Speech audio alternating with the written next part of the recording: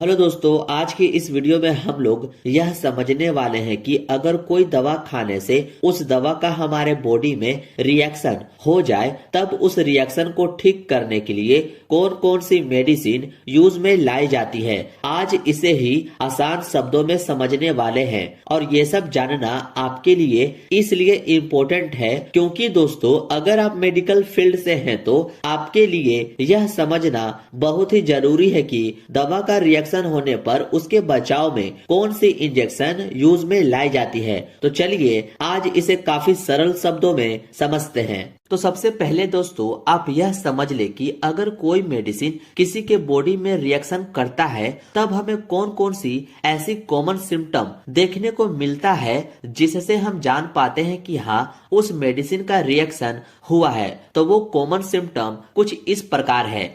Skin raises, यानी कि दोस्तों दवा रिएक्शन होने पर हमारे बॉडी में इस तरह की रिएक्शन हो जाते हैं, जैसा कि आप इस इमेज को भी देखकर समझ सकते हैं। इस रेजेस वाले एरिया में खुजली भी होती है। हिप्स हो जाते हैं, यानी कि इस तरह की हमारे स्किन पर पित्ती जैसा हो जाता है। इचिंग होने लगती है।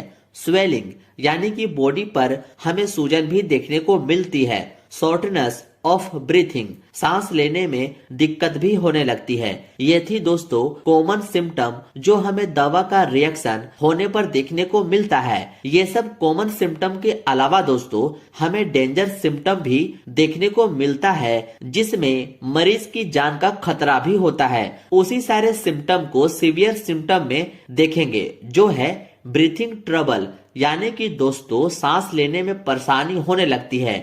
नोजिया एंड वोमिटिंग, जी मचलना और उल्टी होने लगती है।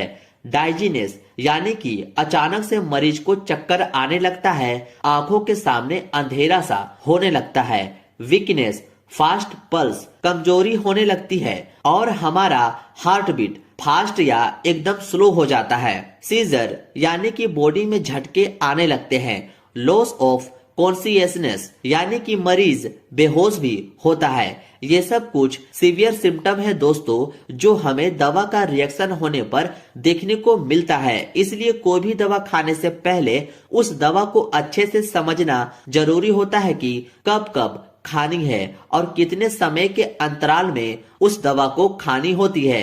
ये सब सिम्टम को आप जरूर ध्यान में रखिएगा। अब थोड़ा यह जान लेते हैं दोस्तों कि आखिर कोई भी दवा हमारे बॉडी में रिएक्शन क्यों करता है। आखिर हमारे बॉडी में रिएक्शन होने के क्या कारण होते हैं। क्यों दवा अपना असर ना दिखाकर कुछ और ही असर दिखाने लगता है जिसे हम रिएक्शन कहते हैं और उस रिएक्शन की वजह से हम सबको यह सिम्टम देखने को मिलता है। तो चलिए समझते हैं। तो दोस्तों अगर हम कोई भी दवा खाते हैं तो हमारा इम्यून सिस्टम, यानी कि हमारे बॉडी में पाए जाने वाला रक्षा तंत्र, वह सबसे पहले डिटेक्ट करता है कि यानी कि उस दवा को पहचानता है कि कहीं जो दवा खाए हैं वह उसके शरीर के लिए हार्मफुल, यानी कि हमारे बॉडी के लिए हानिकारक तो नहीं ना है। यदि हमारा इम्यून सिस्टम फाइंड करता है कि वह दवा हार्मफुल है तो उस कंडीशन में हमारे बॉडी के एंटीबॉडी उसके खिलाफ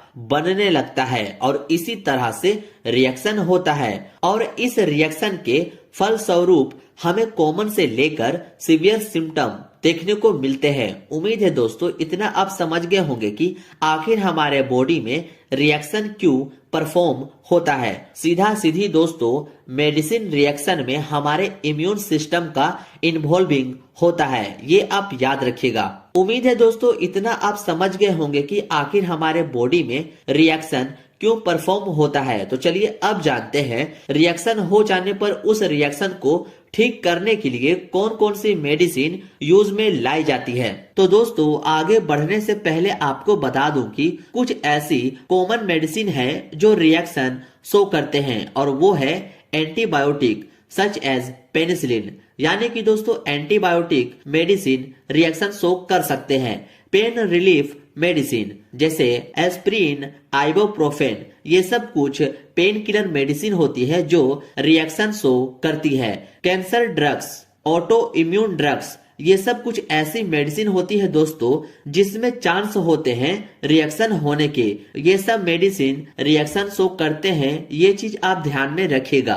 तो सबसे पहले जो दवा आती है वो दो मेडिसिन का कंबाइन होता है, यानी कि इन दोनों को साथ में मिलाकर मरीज को दिया जाता है। एक है एविल प्लस डेक्डेन। एविल की कॉम्पोजिशन की बात करें तो इसमें फेनिरामाइन मेलेट पाया जाता है, जो कि एक एंटीहिस्टामिन मेडिसिन होती है और इसका काम दोस्तों allergy, runny nose, rashes, food allergy, itching जैसी कंडीशन को ठीक करने के लिए यूज में लाया जाता है। इन दोनों ही इंजेक्शन को मिक्स करके पेशेंट को दिया जाता है और इन दोनों इंजेक्शन को देने की रूट की बात करें तो इसको आईवी में दिया जाता है ताकि फास्ट काम करे रिएक्शन को ठीक करने में।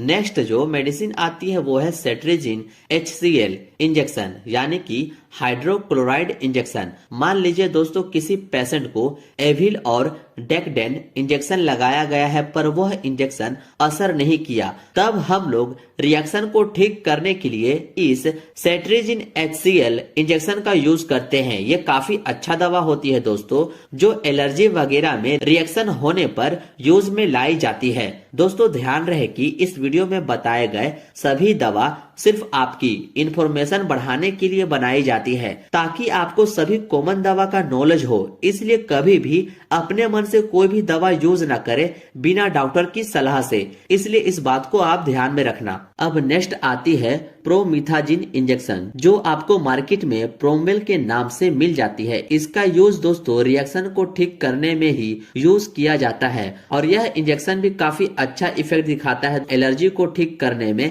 Nausea and vomiting, motion sickness and sedation जैसी समस्या में यूज किया जाता है इस इंजेक्शन को। इसको दोस्तों IM और IV दोनों में यूज कर सकते हैं। सबका आप स्क्रीनशॉट जरूर लेते चले।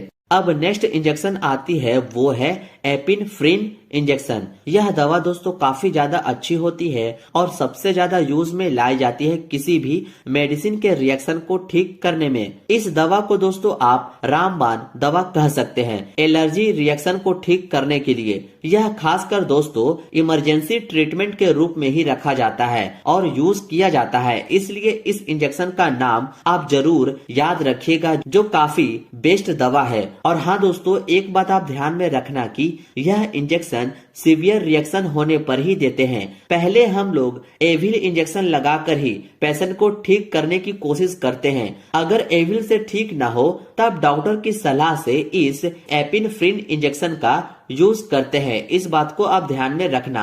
होप सो इतना आप समझ गए होंगे। ये थी दोस्तों छोटी सी नोट्स मेडिसिन रिएक्शन के ऊपर और इम्पोर्टेंट इंजेक्शन के ऊपर। उम्मीद है ये जानकारी आपको पसंद आई हो। कोई भी डाउट हो तो आप कमेंट कर सकते हैं। मिलते हैं अब आपसे नेक्स्ट वीडियो में।